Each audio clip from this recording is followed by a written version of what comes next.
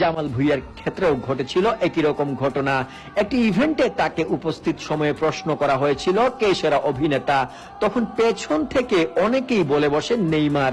আর তাই সবার সাথে কথা বলতে গিয়ে জামাল হিট অফ দ্য মোমেন্টে কথাটি বলে ফেলেন। মূলত এটা জামালের কথা ছিল না, ছিল জামালের পেছনে দাঁড়িয়ে থাকা মানুষদের কথা।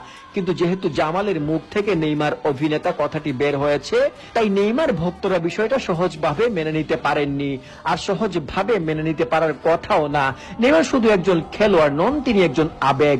পুরোটা ক্যারিয়ারে লোকটা লড়াই করে গেছেন ইনজুরির সাথে। সেই 2014 বিশ্বকাপ থেকে শুরু, তারপর থেকে ইনজুরি আর নেইমার যেন চলছেন একই কক্ষপথে। নেইমারের যোগ্যতা ছিল বিশ্ব সেরা হওয়ার, ইনজুরি নিয়েও তিনি ছাড়িয়ে গেছেন অনেক সুস্থ সবল খেলোয়াড়দের। অনেকের মতে মেসি রোনালদোর পরে এই প্রজন্মের সেরা খেলোয়াড় নেইমার, আবার অনেকের কাছে নেইমারের জায়গা মেসি রোনালদোর উপরে। নেইমারের গ্রেটনেস